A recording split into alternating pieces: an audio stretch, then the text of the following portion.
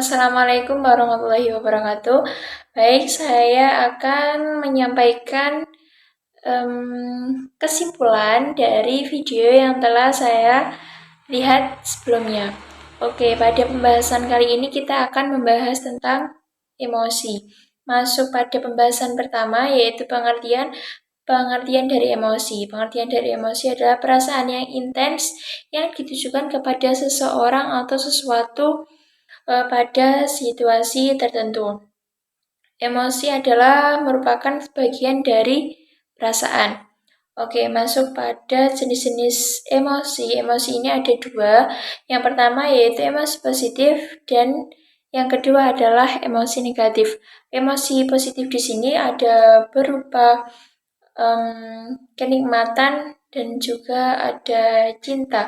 Maksud dari kenikmatan ini contohnya ada berupa kebahagiaan, kesenangan, kegembiraan, seperti itu. Untuk yang kedua yaitu cinta, ada ketulusan, kasih sayang, persahabatan, dan lain sebagainya. Masuk pada emosi negatif, yang pertama ada amarah. Amarah ini berupa ketika kita membentak, berteriak, mengamuk, benci. Untuk yang kedua ada kesedihan berupa putus asa, menangis, seperti itu. Yang terakhir yaitu takut. Ada rasa cemas, gugup, dan lain sebagainya. Yang masuk pada teori teori emosi, ini dikemukakan ada 4. Yang pertama dari common sense, ini menyatakan bahwa ketika kita terstimulus, ketika ada stimulus dalam video tadi dicontohkan ada sebuah serigala yang mengaum, maka akan timbul rasa takut pada diri kita terlebih dahulu. Setelah itu ada reaksi fisiologis pada tubuh kita. Oke, masuk pada teori yang kedua yaitu dari James Lange. Ini kebalikan dari teori yang pertama. Untuk teori yang kedua ini ketika kita mendapatkan stimulus, contohnya tadi yaitu ketika ada serigala yang mengaum, maka timbul reaksi fisiologis pada diri kita terlebih dahulu, baru ada muncul rasa takut. Oke, masuk pada teori yang ketiga yaitu dari Cannon-Bart. Ini ketika ada stimulus, contohnya seperti tadi, ketika ada serigala yang mengaum, maka akan diterima otak terlebih dahulu, kemudian diproses tapi tidak melalui proses yang lama, kemudian rasa takut dan juga reaksi fisiologis pada diri kita secara bersamaan muncul. Gitu. Oke, selanjutnya ada teori dari Schachter. Ini ketika stimulus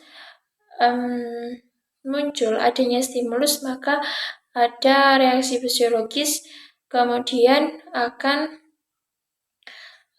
diolah dalam otak kita, akan muncul rasa takut kemudian. Nah, emosi ini sangat berkaitan dengan aspek fisiologis manusia. Contohnya seperti yang sudah dibahas pada video sebelumnya, ketika beberapa tahun yang lalu banyak sekali yang terkena virus COVID-19. Sebenarnya penyebab dari kematian COVID-19 ini bukan melulu karena terkena virus. Ada beberapa dalam penelitian menyebutkan bahwa banyak yang takut sehingga menyebabkan pada diri kita ada rasa takut, kita down, imun kita kurang, maka tubuh kita menjadi tidak fit. Nah, hal itu yang menyatakan bahwa emosi sangat berhubungan sekali dengan fisiologis manusia. Oke, masuk pembahasan berikutnya yaitu budaya dan emosi. Budaya dan emosi di sini sangat berhubungan. Kenapa? Emosi bisa dipengaruhi bisa dipengaruhi oleh budaya atau tempat di mana seseorang atau individu itu dilahirkan. Tetapi emosi di sini juga bersifat universal. Maksud dari bersifat universal di sini, contohnya yaitu ketika kita merasa senang. Ketika kita merasa senang, di mana saja pun rasa senang itu sama. Berbeda dengan maksudnya di sini marah. Ketika kita berada pada lingkungannya orang Dayak misalkan, di situ kan emang keras ketika kita berbicara nada tinggi ataupun bagaimana, itu juga sudah tidak menyinggung perasaan mereka karena sudah menjadi kebudayaan mereka berbicara dengan nada keras. Berbeda ketika kita di Jawa yang emang orangnya lemah lembut, berbicara sopan. Ketika kita menggunakan bahasa yang digunakan orang yang berbahasa tinggi, mungkin di Jawa sudah berbeda lagi. Maksud dari emosi tersebut sudah emang marah. Kalau di sekolah yang emang nada tinggi itu sudah biasa, hal itu sudah tidak dianggap marah. Oke. Selanjutnya pembahasan dari kecerdasan emosi. Nah, dalam video tadi disebutkan bahwa kesuksesan seseorang ditentukan oleh kecerdasan emosi. Bahkan kecerdasan seseorang yang memiliki kecerdasan emosi itu lebih bisa dikatakan sukses atau istilahnya lebih dianggap unggul daripada orang yang memiliki kecerdasan intelektual. Nah, beberapa unsur dari kecerdasan emosi ini ada 5. Yang pertama yaitu memahami emosi diri sendiri. Yang kedua, mampu mengelola emosi sendiri. Maksudnya mampu mengelola, kita harus bisa menempatkan ini aku harus marah atau sedih. Ketika kita dalam kondisi ini kita harus bagaimana? Apakah kita marah atau sedih atau senang, kecewa, seperti itu. Untuk yang ketiga ada memotivasi diri sendiri. Memotivasi diri sendiri ini muncul ketika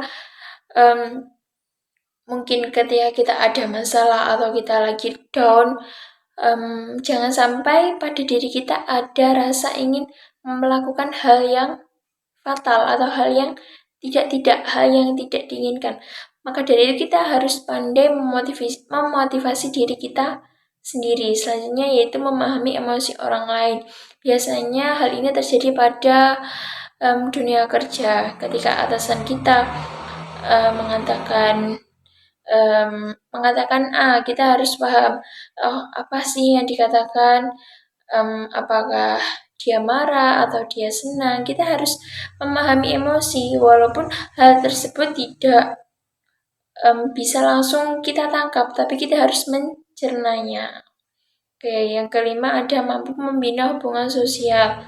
Nah, pada video tadi juga disebutkan bagaimana cara kita mengetahui kecerdasan emosional pada diri kita.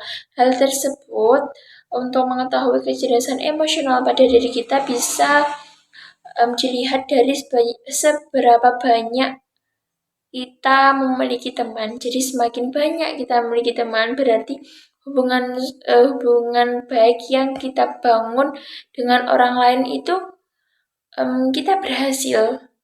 Oke, seperti itu. Mungkin cukup sekian video kesimpulan yang bisa saya buat. Ada kurang lebihnya saya mohon maaf. Wassalamualaikum warahmatullahi wabarakatuh.